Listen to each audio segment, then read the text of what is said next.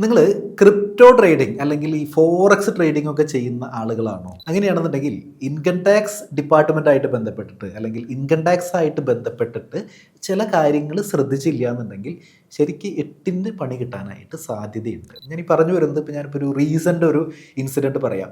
നമ്മളുടെ ഓഫീസായിട്ട് കണക്ട് ചെയ്തിട്ടുള്ള ഒരു ക്ലയൻറ്റ് ഇദ്ദേഹത്തിന് ഇൻകം ടാക്സിൽ നിന്ന് നോട്ടീസ് വന്നിട്ട്, അത് വന്ന നോട്ടീസ് എന്ന് പറയുന്നത് സാധാരണ നോട്ടീസൊന്നുമല്ല. അതായത് ഒരു ഇൻകം ടാക്സിന് ഇൻവെസ്റ്റിഗേഷൻ്റെ ഒരു വിങ് ഉണ്ട്.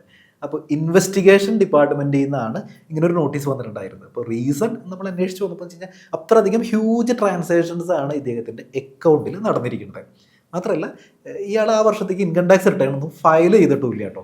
കാരണം വെച്ച് കഴിഞ്ഞാൽ എനിക്ക് തോന്നുന്നു മിക്കവാറും ചിലപ്പോൾ ക്രിപ്റ്റോയുടെ കേസിലൊക്കെ അദ്ദേഹം ചിലപ്പോൾ ലോസിലായിരിക്കാം ചിലപ്പോൾ അവസാനിച്ചിട്ടുണ്ടാവുക. ഫോറക്സിൻ്റെ കേസിൽ ചിലപ്പോൾ മേ ബി പ്രോഫിറ്റിലൊക്കെ ആയിരിക്കും. എന്തായാലും ആൾ ഇൻകം ടാക്സ് റിട്ടേൺ ഒന്നും ഫയൽ ചെയ്തിട്ടുണ്ടായിരുന്നില്ല. പക്ഷേ ഒരുപാട് ട്രാൻസാക്ഷൻസ് ഉണ്ടല്ലോ, ഒരുപാട് ട്രാൻസാക്ഷൻസ് നടക്കുന്നുണ്ടായിരുന്നു. കാരണം ഇപ്പോൾ നിങ്ങൾക്കറിയാം, പലപ്പോഴും ഇപ്പോൾ ക്രിപ്റ്റോയിലൊക്കെ ചിലപ്പോൾ ഡെറിവേറ്റീവ്സ് ഓപ്ഷൻസ് അല്ലെങ്കിൽ ഫ്യൂച്ചേഴ്സ് ആൻഡ് ഓപ്ഷൻസ് ഒക്കെ പോസിബിൾ ആണ് ഇപ്പോൾ പല എക്സ്ചേഞ്ചുകളിലും. അപ്പോൾ ഒരു ഹ്യൂജ് ട്രാൻസാക്ഷൻസ് അദ്ദേഹത്തിൻ്റെ വോളിയം എന്ന് പറഞ്ഞു കഴിഞ്ഞാൽ അത്ര അധികം ബാങ്ക് സ്റ്റേറ്റ്മെൻറ്റ് തന്നെ ഒരു അടക്ക് പേജുകളൊക്കെയാണ് ബാങ്ക് സ്റ്റേറ്റ്മെൻറ്റ് തന്നെ ഉള്ളത്. അത്ര അധികം ഹ്യൂജ് ട്രാൻസാക്ഷൻസ് ഒക്കെ അദ്ദേഹത്തിന് ഉണ്ടായിരുന്നു. എന്നിട്ട് അദ്ദേഹം റിട്ടേണും ഫയൽ ചെയ്തില്ല.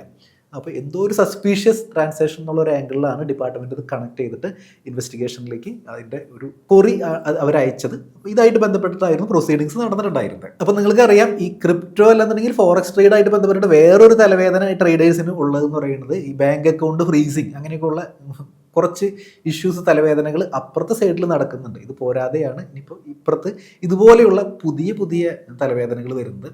അപ്പോൾ നമ്മൾ കണക്ട് ചെയ്തിട്ട് ഇത് ക്ലോസ് ചെയ്യാനായിട്ട് ഹിയറിങ്ങിനൊക്കെ ആയിട്ട് പോയപ്പോൾ ശരിക്ക് ഫേസ് ചെയ്തൊരു ബുദ്ധിമുട്ടെന്ന് പറയുന്നത്, നമുക്കിതിനൊരു കറക്റ്റ് ഒരു ബുക്സ് ഓഫ് അക്കൗണ്ട്സ് ഉണ്ടല്ലോ, ഇത് കറക്റ്റായിട്ട് നമുക്കൊരു ബാക്കപ്പിൽ പ്രിപ്പയർ ചെയ്യാനായിട്ട് കുറച്ച് ബുദ്ധിമുട്ടാണെന്ന് അർത്ഥം.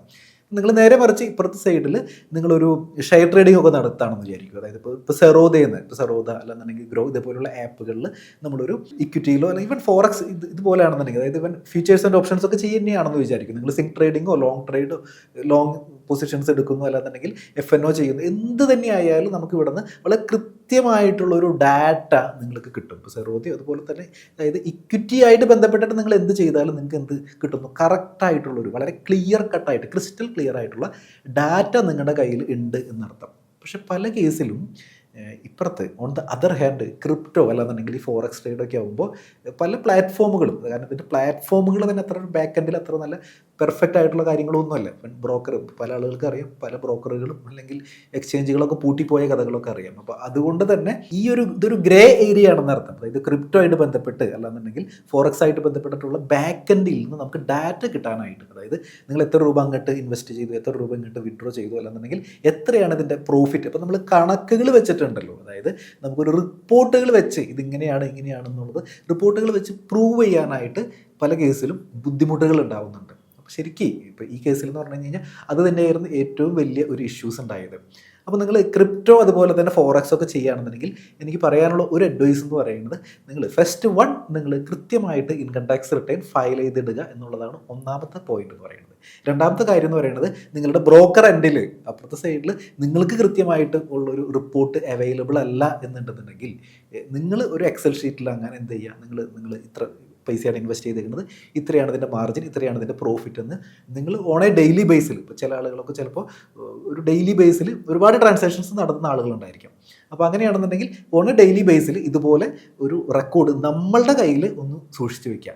അല്ലാന്നുണ്ടെങ്കിൽ എന്തെങ്കിലും ഒരു സ്ക്രൂട്ടിനിയൊക്കെ വരികയാണെന്നുണ്ടെങ്കിൽ, കാരണം ഒരു ഹൈ വോളിയം ട്രാൻസാക്ഷനൊക്കെ നടക്കുമ്പോൾ ചിലപ്പോൾ ഒരു സ്ക്രൂട്ടിനിയോ ഇതുപോലെയുള്ള ഇൻവെസ്റ്റിഗേഷനൊക്കെ വരുമ്പോൾ നിങ്ങൾക്കിത് പ്രൂവ് ചെയ്യാനായിട്ട് വളരെ ബുദ്ധിമുട്ടായിരിക്കും. ചിലപ്പോൾ നിങ്ങൾ ഒറിജിനലി ചിലപ്പോൾ ലോസിലോ അല്ലെങ്കിൽ വളരെ ചെറിയൊരു പ്രോഫിറ്റോ, അല്ലാന്നുണ്ടെങ്കിൽ നിങ്ങൾ ഈ വന്ന പ്രോഫിറ്റിന് ചിലപ്പോൾ ടാക്സ് ഒക്കെ അടച്ചിട്ടുണ്ടായിരിക്കും. പക്ഷേ ഇതിൻ്റെ കണക്കുകൾ മുട്ടിച്ചു കൊടുത്തുകൊണ്ട് ഇത് ഇങ്ങനെയാണ് ഇതിൻ്റെ സംഭവം, ഇത്രയാണ് ഇതിൻ്റെ പ്രോഫിറ്റ്, ഇത്രയാണ് ഞാൻ ടാക്സ് അടച്ചിരിക്കുന്നത്, ഇത് കണക്ട് ചെയ്ത് ശരിയാക്കാനായിട്ടുണ്ടല്ലോ, അത് ചിലപ്പോൾ കുറച്ച് ബുദ്ധിമുട്ടിൽ വരാനായിട്ട് സാധ്യതയുണ്ട്. അപ്പോൾ നിങ്ങളൊരു ഹൈ വോളിയം ചെയ്യുന്ന ആളുകളാണെന്നുണ്ടെങ്കിൽ, വല്ലപ്പോഴൊക്കെ ചെയ്യുന്ന ആളുകളാണെന്നുണ്ടെങ്കിൽ വിഷയമൊന്നുമില്ല.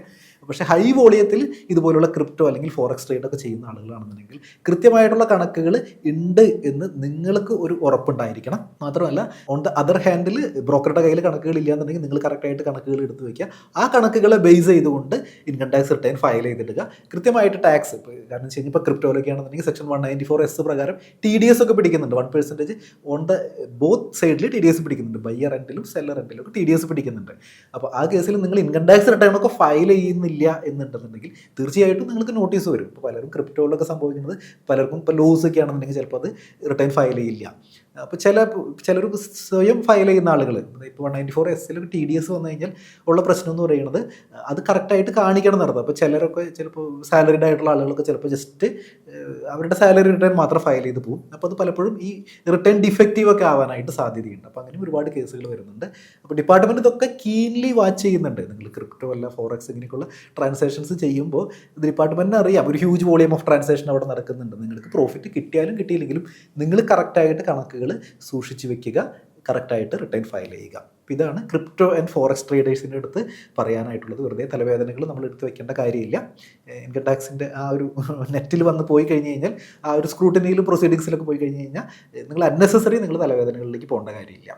അപ്പോൾ ഇതുപോലെ ഇൻകം ടാക്സുമായിട്ട് ബന്ധപ്പെട്ട് അല്ലെങ്കിൽ പേഴ്സണൽ ഫിനാൻസൊക്കെ ആയിട്ട് ബന്ധപ്പെട്ട് ടാക്സേഷനുമായിട്ട് ബന്ധപ്പെട്ട് നമ്മൾ ഒരുപാട് വീഡിയോസ് നമ്മുടെ ചാനലിൽ ചെയ്തിട്ടുണ്ട്, പ്ലേസ് ചെയ്തിട്ടുണ്ട്. അപ്പോൾ ചാനൽ ഇതുവരെ സബ്സ്ക്രൈബ് ചെയ്തിട്ടില്ല എന്നുണ്ടെങ്കിൽ നിങ്ങൾ തീർച്ചയായിട്ടും സബ്സ്ക്രൈബ് ചെയ്യുക. നമ്മൾ ഈ ഡിസ്കസ് ചെയ്തതായിട്ട് ബന്ധപ്പെട്ടിട്ട് നിങ്ങൾക്ക് എന്തെങ്കിലും സംശയങ്ങളോ അഭിപ്രായങ്ങളോ ഉണ്ടെന്നുണ്ടെങ്കിൽ നിങ്ങൾ കമൻറ്റ് ബോക്സിൽ ഒന്ന് രേഖപ്പെടുത്തുക. ചാനലിൻ്റെ വാട്സപ്പ് നമ്പർ ഡിസ്ക്രിപ്ഷനിൽ കൊടുത്തിട്ടുണ്ട്. അപ്പോൾ നിങ്ങൾക്ക് എന്തെങ്കിലും അഭിപ്രായങ്ങൾ ഉണ്ടെന്നുണ്ടെങ്കിൽ നിങ്ങൾക്ക് ഡയറക്റ്റായിട്ട് മെസ്സേജ് അയക്കണമെന്നുണ്ടെങ്കിൽ മെസ്സേജ് അയക്കാം. വീഡിയോ യൂസ്ഫുൾ ആയി എന്ന് കരുതുന്നു. മറ്റൊരു വീഡിയോ ആയിട്ട് വീണ്ടും കാണാം. Thanks for watching.